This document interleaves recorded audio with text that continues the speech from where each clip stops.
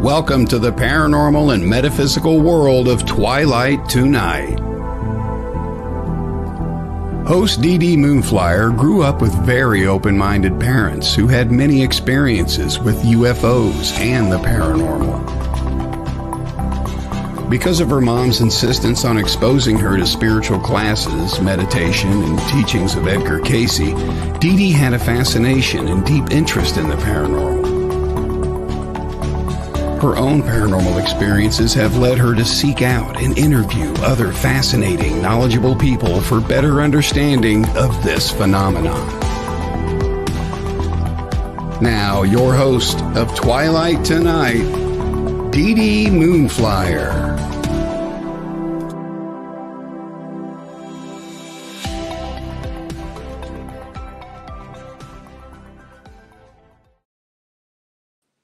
Good evening, everyone. Happy Friday. Again, we have an amazing guest on. Jackie Rood will be with us soon, but I have a question for Todd tonight. Todd, come on out and tell me what you think about past life regression. Past life regression. Yeah. I actually had one of those done. It was probably 8 or 10 years ago. Of course, me being skeptical, I'm thinking, how in the world? Well, what the person did is I was in a really relaxed, hypnotic state. I was in a state of being that I had never felt before. And I saw images. You could just see it play in your head. And first it started, I was in this crystal cave and there were these crystals around there. So I'm going through this crystal cave, and then it blended into, I was in this, like, how do you explain it? There was this huge fence, like gated area. And there was a bunch of people behind it. And I was dressed like an old Roman soldier. And I guess in a past life, I had been responsible for harming thousands of people and had to make amends with that past life. Wow. And pulled that one out. Then I was a Pulitzer Prize winner for a piece of corn. So many different things. I think they're strong. I think it's really cool. And I believe in, I definitely believe in it. Definitely. You know, I find it really interesting when Jackie gets here. We need to ask her a question. She can help with past life blockages. I guess we can have blockages from a previous lifetime that affects us this lifetime. That makes sense. So I'm so curious about that. I can't imagine, like, if you could release all of that, how light your life would be.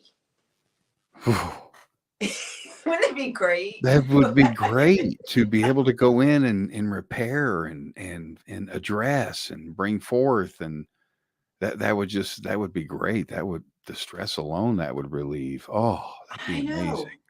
And it would explain, I think for myself, it would explain a lot of issues, like maybe my dyslexia.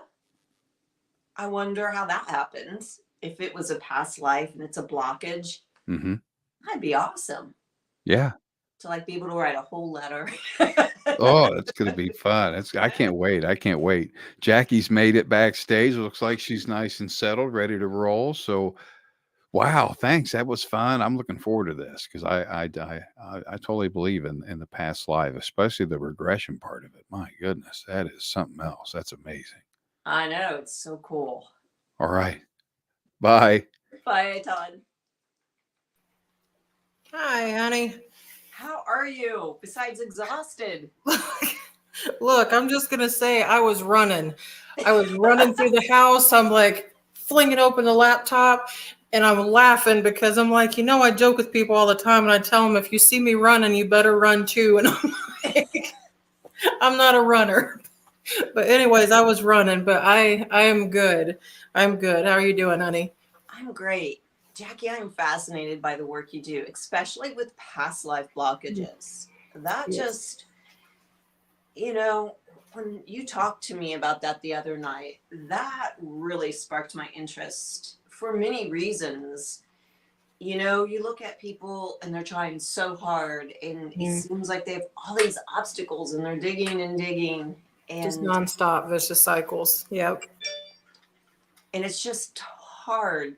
But when you mentioned past life blockages, could you tell us something about that, and how do we work with those?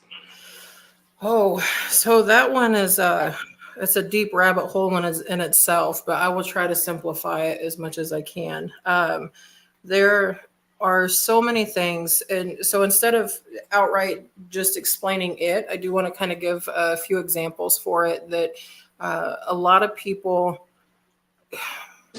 don't understand, in the sense that just how simple it is, but how complex energy is. So what I explain to a lot of people is, it's because some people, they'll be like, past lives, I know energy and I could feel it and everything, but I really don't believe in the past life thing. And I'm like, I get it. I understand. I just always tell people, if it makes any sense, quantum physics, science, they'll explain to you that energy is like attracts like.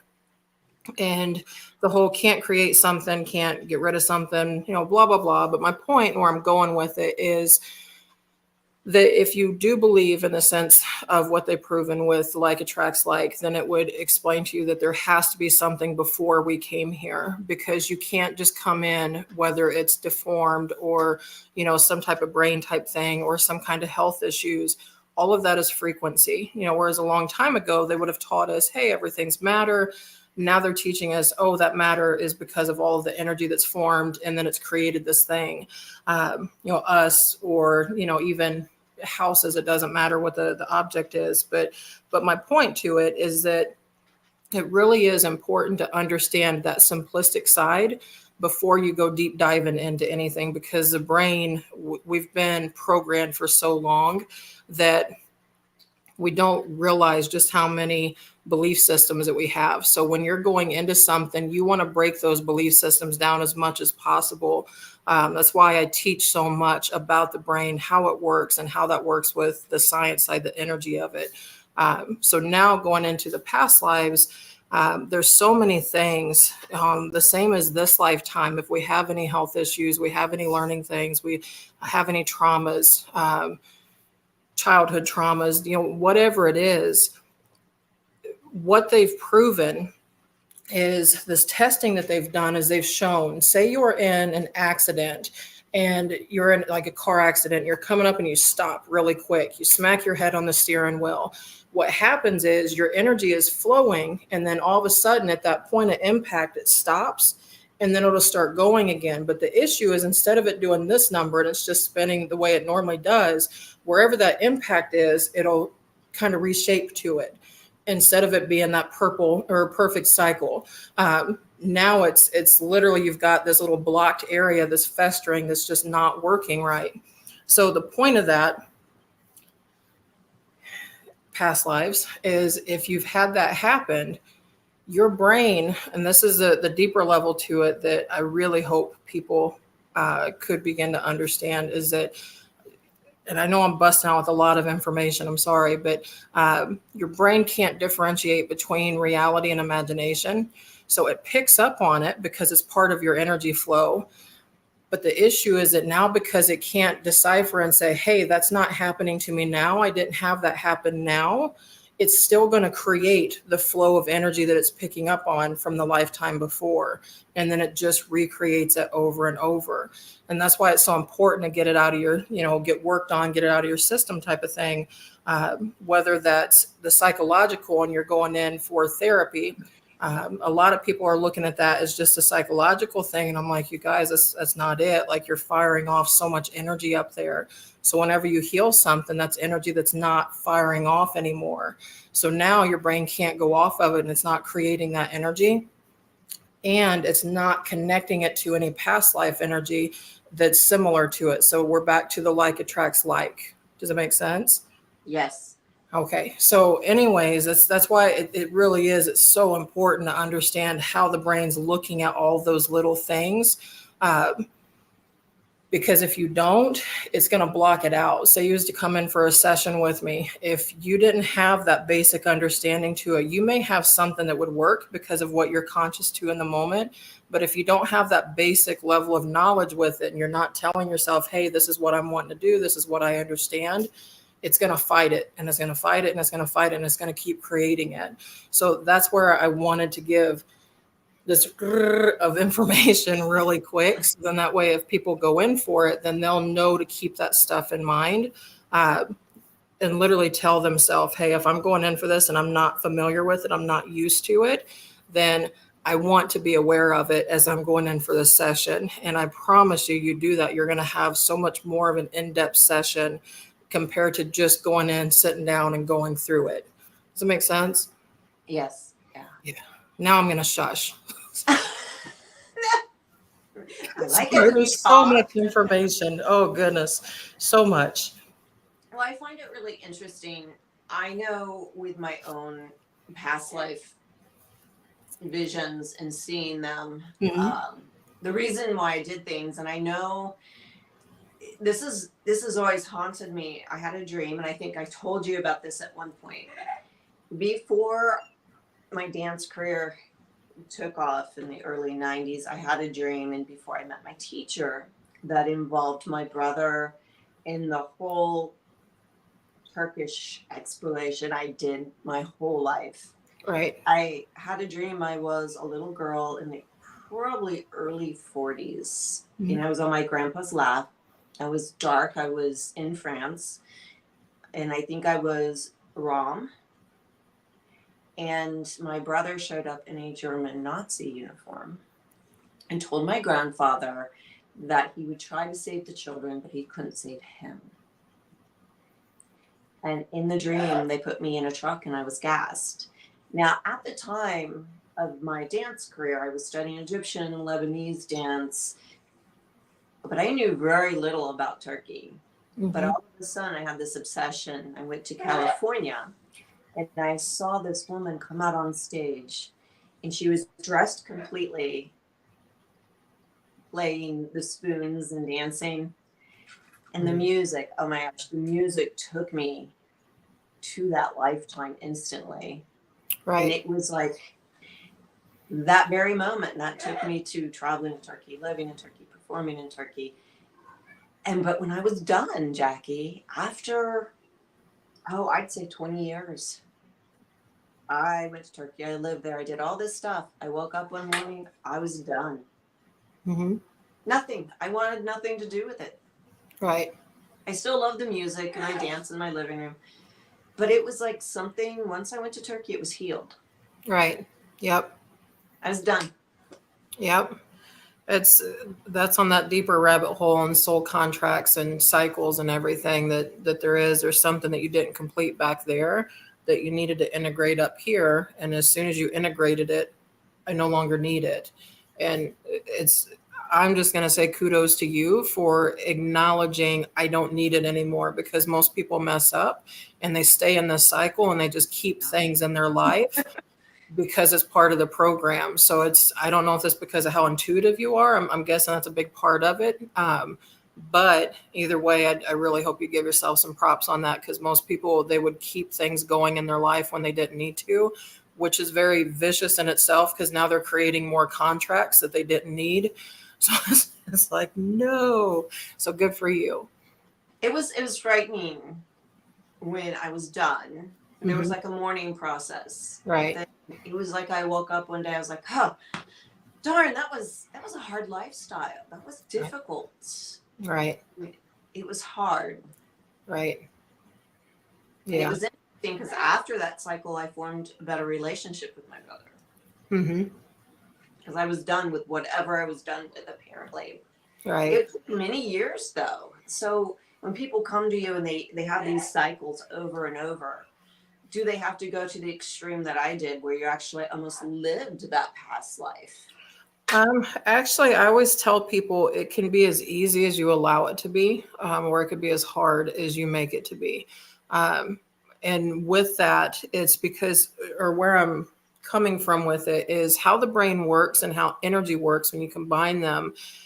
It really is as simple as you sitting back doing some breathing on the daily, literally in through the nose, out through the mouth, you know, like that, just the cliche breathing or stereotypical.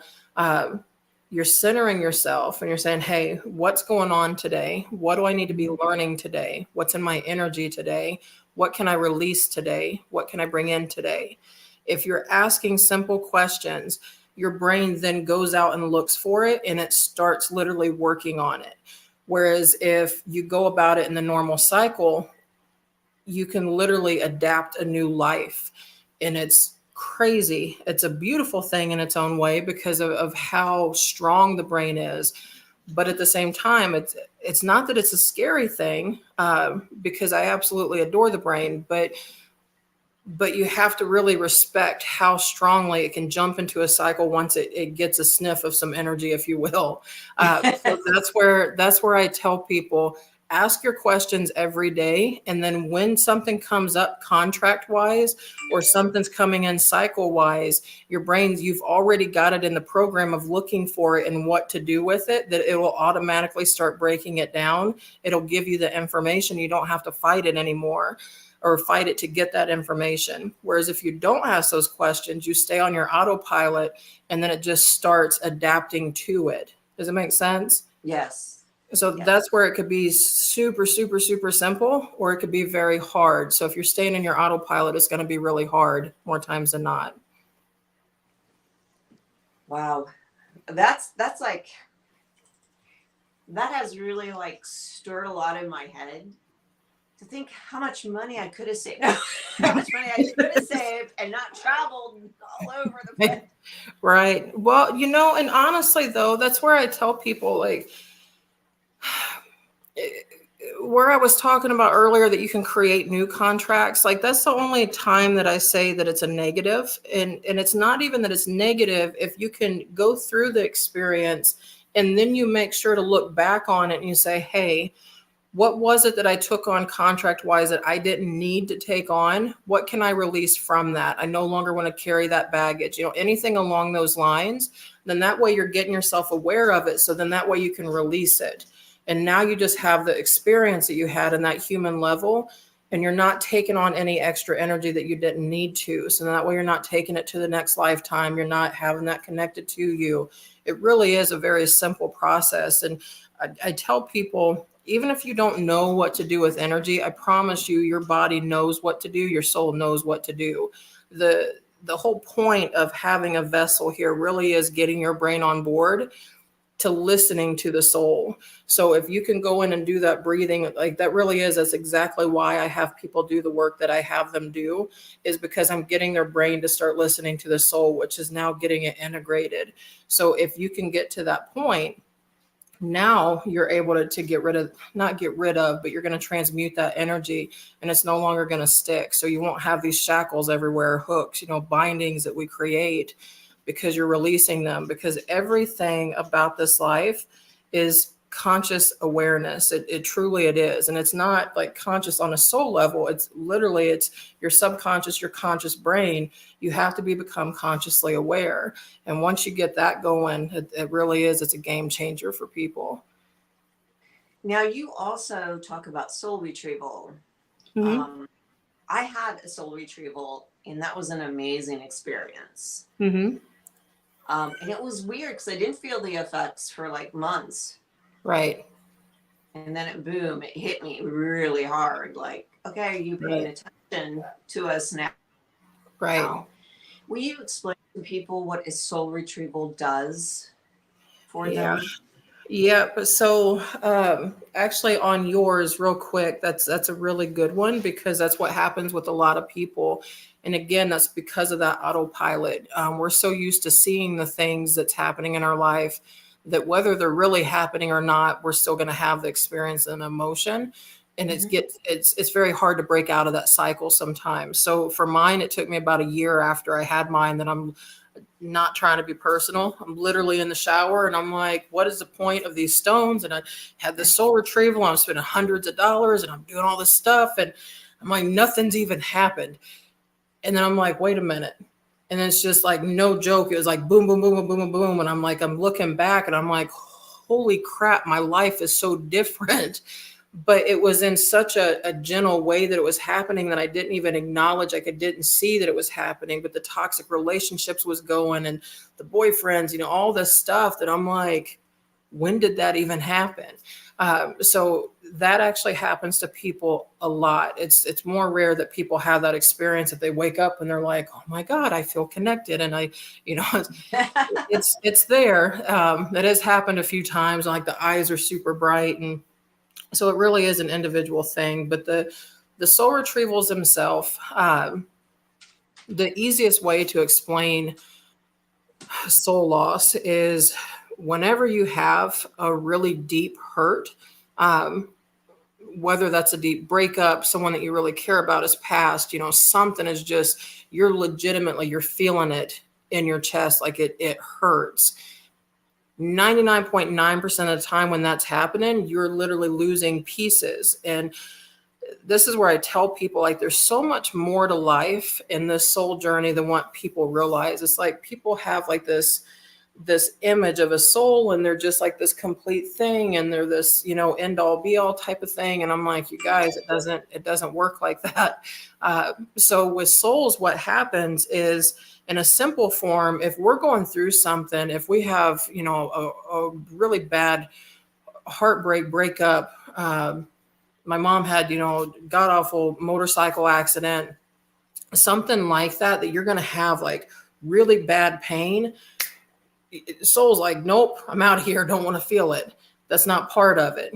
So typically it's going to come back in. But the issue is that depending on where you was at in that moment, me on a deeper level, what I found over the years, like when it was explained to me, is that, okay, well, there's parts of your soul that just doesn't want to come back in because it's afraid to. What I'm finding, mixing that science and the quantum physics stuff, is whenever you go through such a trauma and you're affecting your biofield, your energy field is shifting, your vibration is shifting, it's not working the same as what it was prior to the soul leaving out. What I'm finding is the soul can't come back in because that frequency is not right. It doesn't match it anymore. So there is a large amount that will come back in, but not all of it. So what happens is a lot of people, you can have like multiple traumas throughout your life. So you're literally multiple pieces just leaving. The more that happens, the easier it gets, because you're getting literally a smaller amount of energy of a soul that's there. So it's aspects of you is just gone.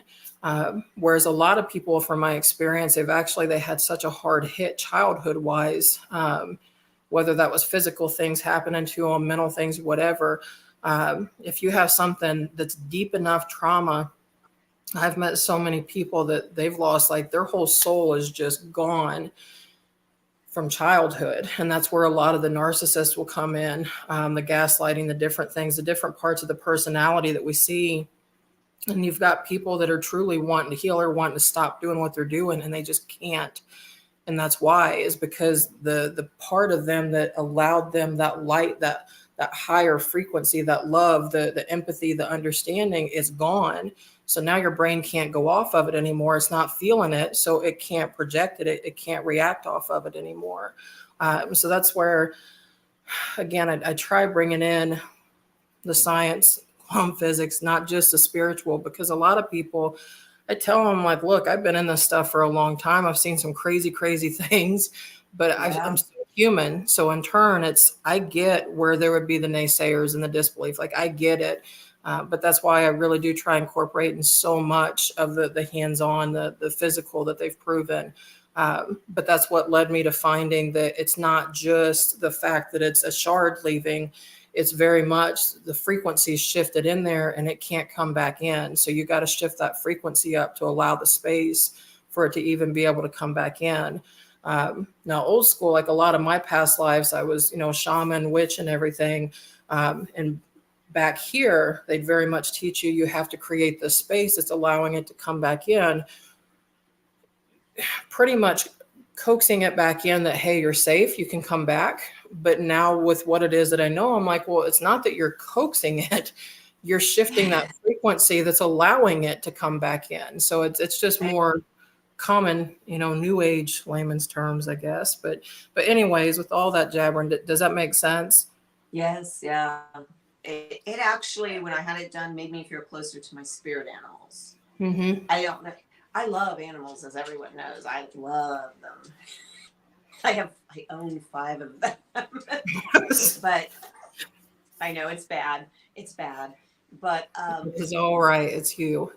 Yeah, I mean, me and the barn owls have always been close. I've seen owls my whole life. In the windows, owls have always been a big part of my life. But when I had it, I actually got a sense of an owl laying on my chest with its feathers over me, and that just helped me through the whole thing. Was the animals. And I know that sounds really weird. No, not at all. But it was very emotional. Right. I think there's so many people that have more animal guides than what they do spirit guides. And I really genuinely think that that's why so many people love animals as much as they do in this lifetime, and why they want to have them around is because they're so comfortable with them because of the amount that they have around them spiritually. So again, the brain's looking for it, and that's where you'll have a marriage that'll go down the drain, but it got to keep the animal. It's like, oh God, you guys. But no, I get it. Mine's always been more hawks and falcons. My main animal guide is a Siberian white tiger. And funny story for me is I was going to clear a house one time, and the girl that I was clearing the house for, her boyfriend was a pastor, and I didn't realize that he was there. I'm sitting here, I'm like, typically they don't like me, and I don't mean that in a funny way, but it just, no, I understand. I'm like, I swear, love me, it's okay. But anyways, I figured that she would have had him gone because of it. And I don't mean in a negative. I don't want people to be uncomfortable. I'm like, look, I know what I'm doing, but I don't want to make you uncomfortable in that process. So I figured he would have been gone. So I didn't think anything of it. I'm getting my drum out. I'm getting, my crystal sage that I'm using, and I'm walking up to the house, and I got inside and I'm clearing it. And then she had went out back. And whenever I was done, I yelled for her. She came inside, and he was standing there with her. Because I yelled, and then I went around and was just drumming. And when I came back in, he's standing there, and he's just like, seriously, he's just staring at me. And I'm looking at him like I thought I was going to get a speech, right? And anyways, she looked at him and she said, you have to tell her what you saw, because she's a really good friend of mine. So she already knows about my white tiger. And he didn't. So my point to it and where I'm going is, she told him that he needed to tell me, and he just looked at her, and she's, like literally just kind of like nodding him on. And he looked at me and he goes, ma'am, I don't know you, but I looked out my rear view window whenever you was coming up. And he said, I swear to you, I seen a tiger. He said, I didn't even see you. It was just a white tiger. It was coming at me. And he said, it scared the crap right out of me. And I was like, oh, good. I do know what I'm doing. Because before I enter a house, I always connect with my guides before I go in, but it's my main animal that I connect with before I go into a space. And that way, if there's anything like ill intent, that it keeps it off of me. So whenever he said that, I was like, oh, good. I got it. But we're just to take look a break, at Jackie. Yeah. We're going to be right back, and we're going to talk more. Jackie, if you guys have any questions, let us know. And we'll be right back.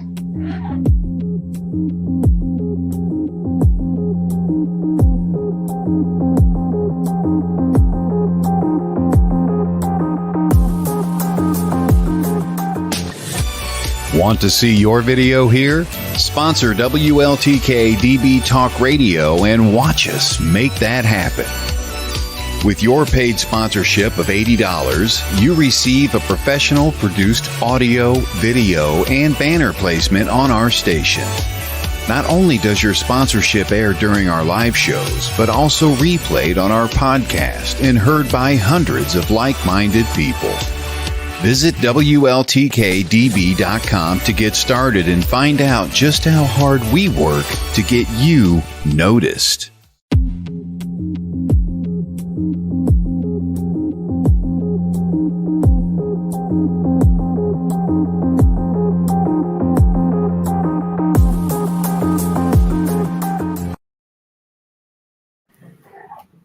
There you Uh, you had your animal with you. Oh, I didn't realize you could see that. Sorry. That's my Jinx. She's pregnant right now, so she's about to pop. So she's been sticking close to me. But Is that your kitten? yeah, yep, Jinx. That's Aw. my baby. Yeah. Yeah, my bird always hides unless Oh. she feels like coming down. So if she comes down, she'll probably have something to say, I'm sure. So Jackie, you talked about house cleansing. How important is that to cleanse your house? And when do they need to call somebody for help? Honestly, whenever people come into my store, they actually ask me that a lot. And it's like, well, can I get you to come in? And I promise you about 90% of the time, I turn it down. And I'm like, you guys, you can do this. Like the only time like you truly, to me anyways, there's a couple different times that you actually need to have someone come into your house. One, if you're just insecure, you're not confident about what it is that you're doing. Fine, have somebody come in because you're going to leave a lot of that energy in there. And it's a bit of a vicious cycle. The other one is whenever without a doubt, look, man, I don't know what's going on, but I feel something in here. I get uncomfortable. I don't even like being in the house, whatever. I'm seeing stuff flying across the room, like whatever it is for you. If something's just up and you're not comfortable, confident enough with it, then get somebody in there. Otherwise, you're able to do it on your own. But I tell people at least once a week, they need to be clearing their house. Me personally, like my shop, I'm in there a couple times a day whenever I'm there and I'm clearing through. One, because there's people that's coming in, but two, because I know how the energy and what's going on and how it's shifting. So it's really, really important that you're at least going through at least once a week, saging through. You could take some Palo Santos wood if you want. Palo Santos is stronger than sage. And then you've got like your dragon's blood sage that's coated in dragon's blood powders. That one's stronger than sage.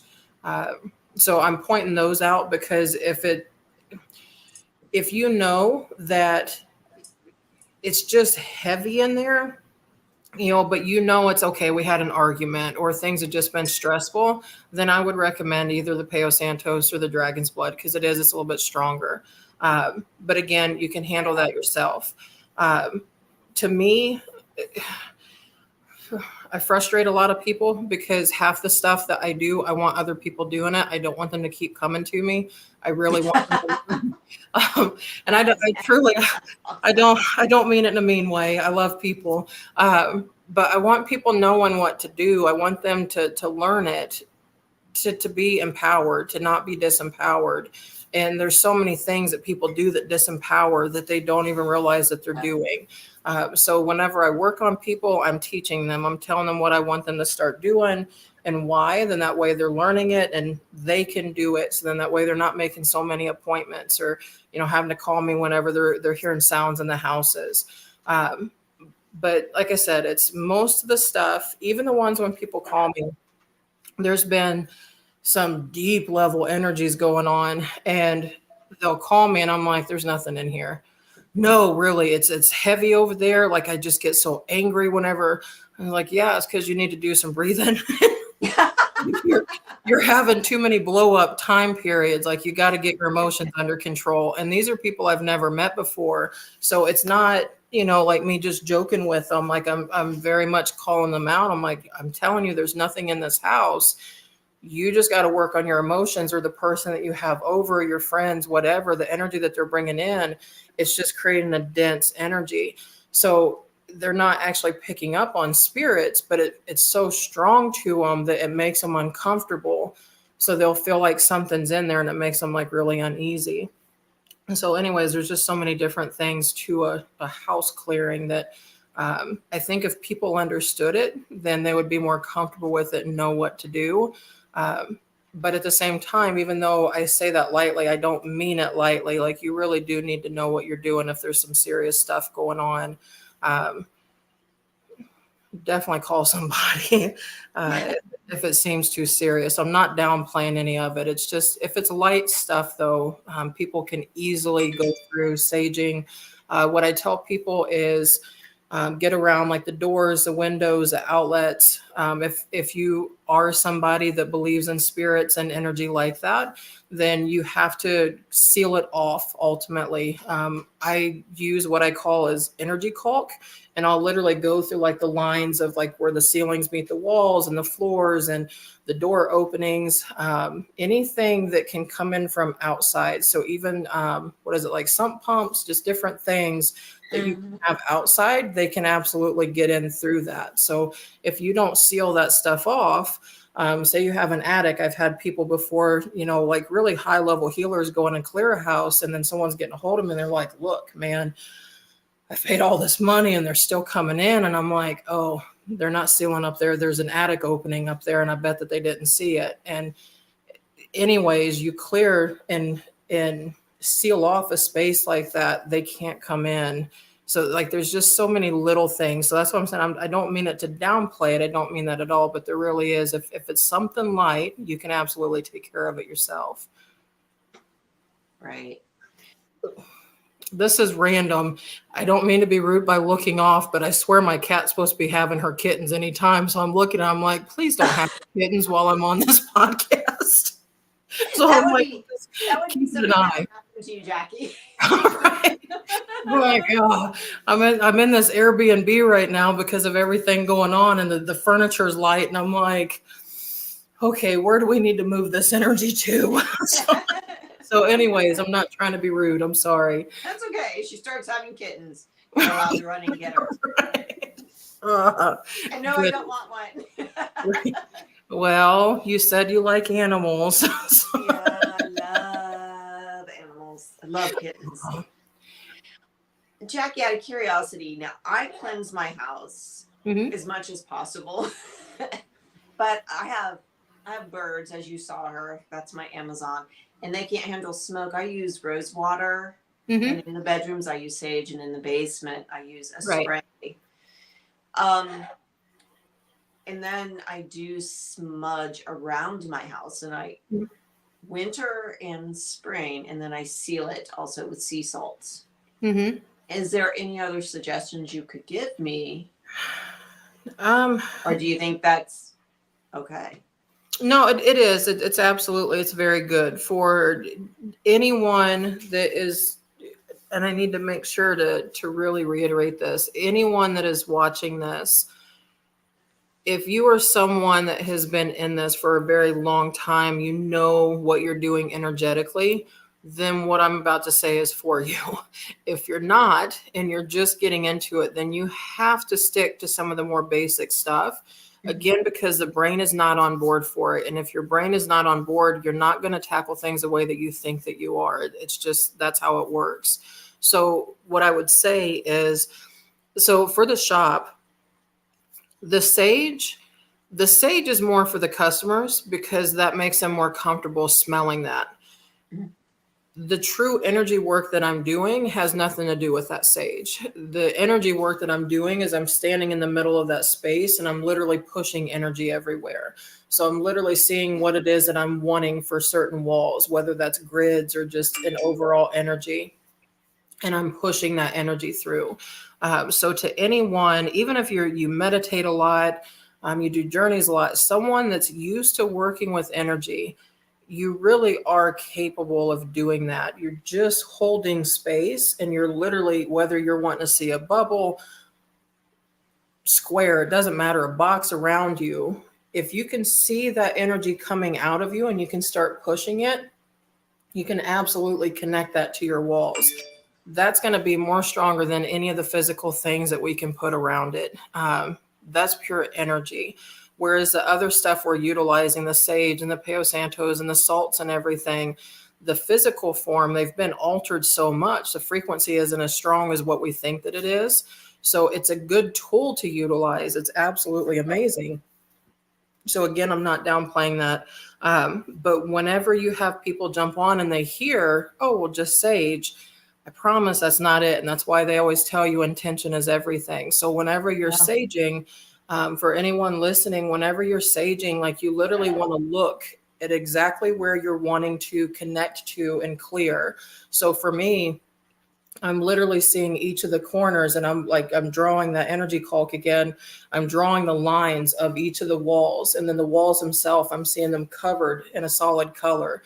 And that's the energy I'm pushing. So whenever you're saging, what I tell people is setting that intention of everywhere that the smoke goes is where I want this energy to cover at. This is where I'm blocking. This is what I want covered. So that's more of the spiritual side for people that get how that or how that works compared to the physical side. The physical is just wherever the smoke is lingering around at. So again, there's just little things to just be aware of, but I really do think that there's going to be people watching this later on that are, sorry, I was connecting earlier prior to us getting on, and I'm like, this will take off later. But anyways, that's going to be seeing this, and I want them to be aware of that information to start pulsing and pushing that energy whenever they're working with their spaces. But yes, everything that you're doing, it is some very, very good stuff. It's very potent. The only thing with salt, what I tell people is I would personally, I think you mentioned like the winter maybe, or once a year, it was something about it. I would personally do that probably once a week or at least once a month, just because it's going to dissipate because of the weather elements. Unless you're setting a very, very strong intention with it of this is the energy line. So it's almost like as you're pouring it, you're seeing it kind of like a pencil or a pen, and it's drawing that line. Yeah. So you're creating that line. So if you're doing that, then you're good. If not, and you're just like literally pouring and relying on that salt, then I would recommend people do it at least once a week to keep that energy very strong. Yes. Someone had a question about if they lived in an apartment with alarms. I say open your windows and you should be fine if you're using sage. Right. Yeah. So at that point, just use, I'm sorry, because I can't see anything if something's coming in. Just use one leaf. A lot of people will get like the whole bundle and just light it up. I'm like, you're wasting money, I promise. So you can just get one leaf.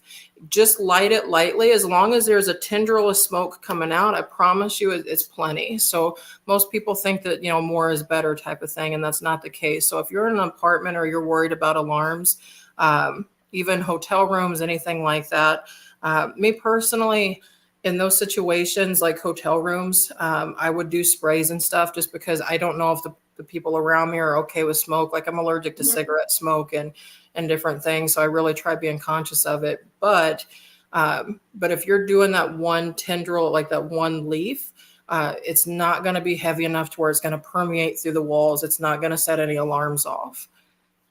Right. Jackie, you actually have a metaphysical start called Acacias Journeys. Jackie, you do so much for the community. You have food drives. You help people coming into this, and you do it from your heart. What made you decide when you opened Acacias to make it a community situation? One, it sounds random. You're gonna make me cry. Don't call me out. God, I might promise. I promise. Goodness. When I say people mean everything to me, I really mean it. They mean everything to me. On a soul journey, for me, my purpose really is to help people not wake up, but to get them the most updated tools, if you will, is really, really important to me because I see so much suffering and wounds and just insecurities. And ever since I was a kid, that breaks my heart. So I realized that I can't just help people if they're not ready to be helped. So I had to figure something out a long time ago with the things that I was seeing in other stores and locations, whether local, out of town, it doesn't matter.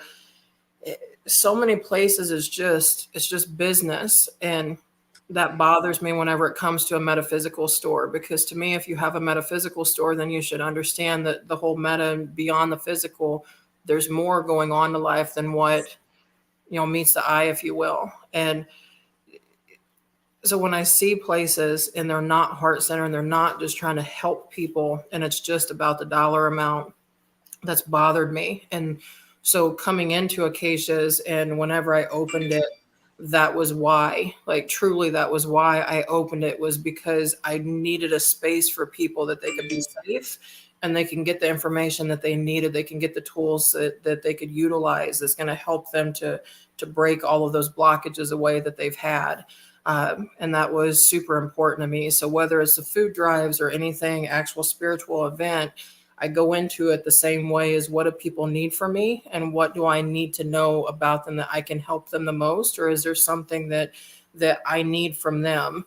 I don't mean that in a funny way as in like, oh, what do I need from you? But what do I need to be aware of from you that I can help you more? Because knowing the brain and how I do, and the pride and the programs, and it's just so hard to get through to people anymore because of how much of a program is set with people, whether they're used to doing things online, whether that's ordering things or programs that like legitimate programs.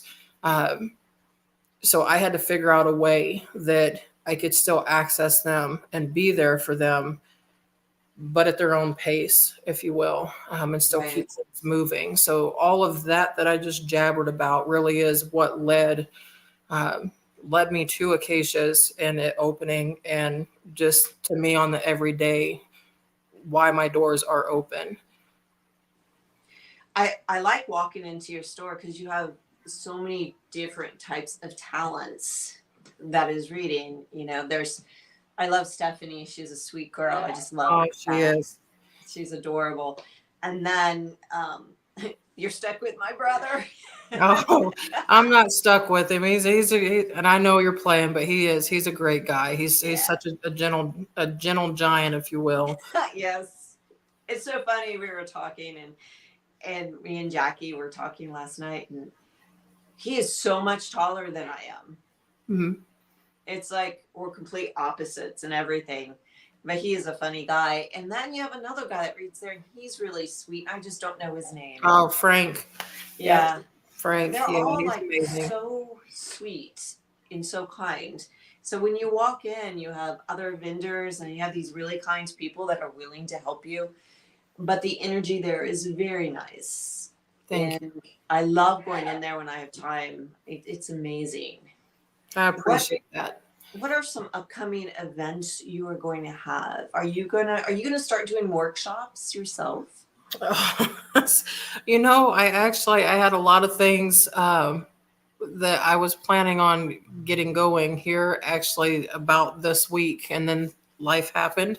And I was like, oh, okay, you're going to redirect me a little bit. So anyways, I'm like, all right, I'll go back to just focusing on other people.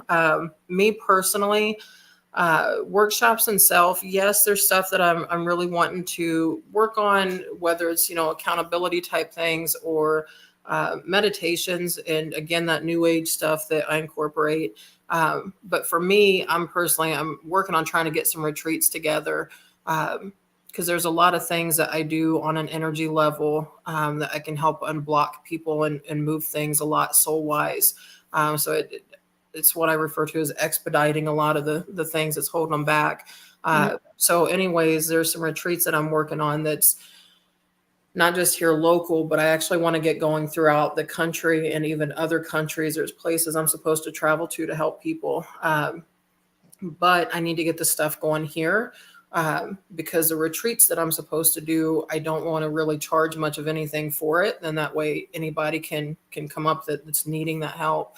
But the other vendors, other people that's going to be in there, there's Reiki classes that's coming up. Those are here in the next couple of weeks. Bonnie Riggers is the lady's name. She's absolutely amazing. She's an amazing Reiki teacher. Me personally, I don't have set classes for Reiki. It's just anytime someone gets a hold of me. I teach more of the quantum Reiki. That's more my baby. So if anyone's interested, here I am. But anyways, she's like me. But with quantum Reiki, you're teaching people to get into people's parallels and their past lives. So you're getting into that deeper. Whereas typical Reiki, which I adore, so I'm not knocking it, I don't mean it like that. But typical Reiki, you're going to be more what's releasing at the surface level, like right now, or what's currently going on, which is amazing work in itself. So again, not knocking that at all.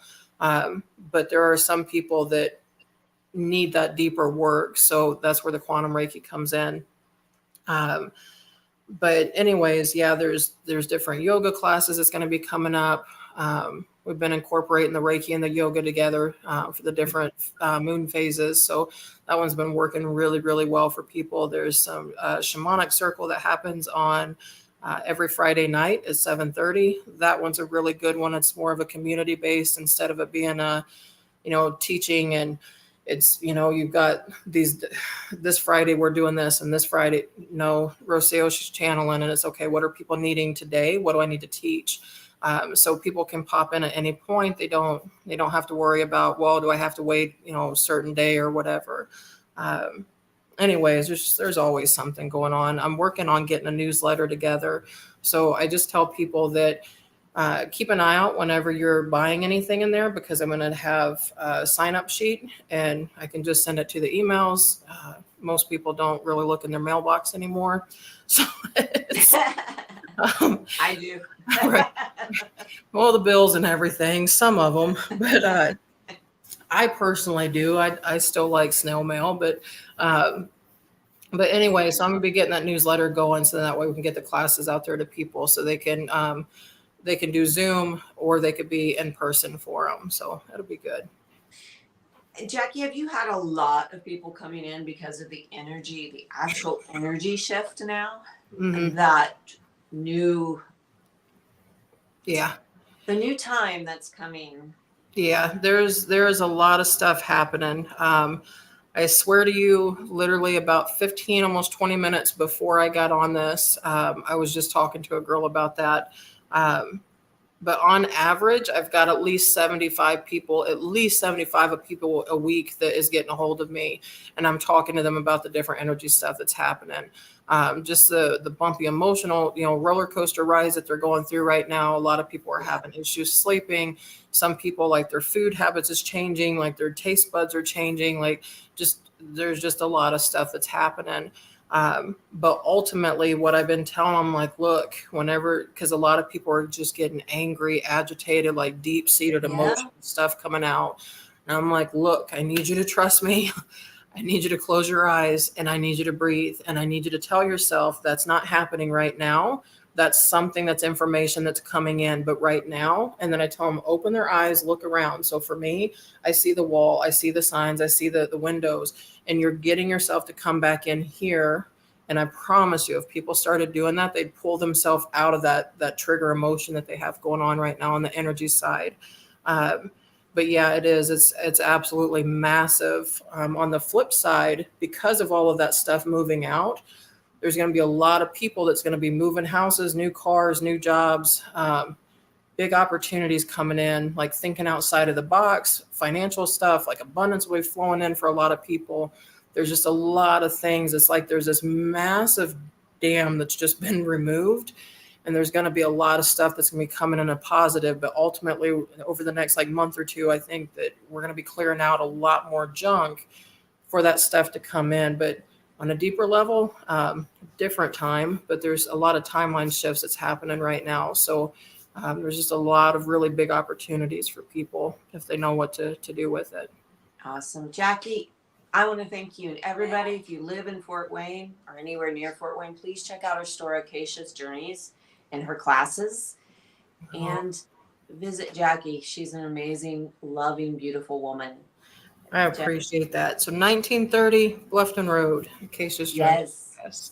It truly, just real fast, anybody, if you're ever drawn to coming in, I promise you, it really is just a safe space. So I don't care if you're in there for 5 hours. You don't have to buy anything. If you just need a spot to go, you're more than welcome. You will never be pressured to buy anything. So you could pop in and out whenever you need to. Just say hi. Jackie, it's always a pleasure, and I will see you very soon, sweetheart. All right, honey. You have a good night, okay? You too. Thank you, Jackie. Bye, honey.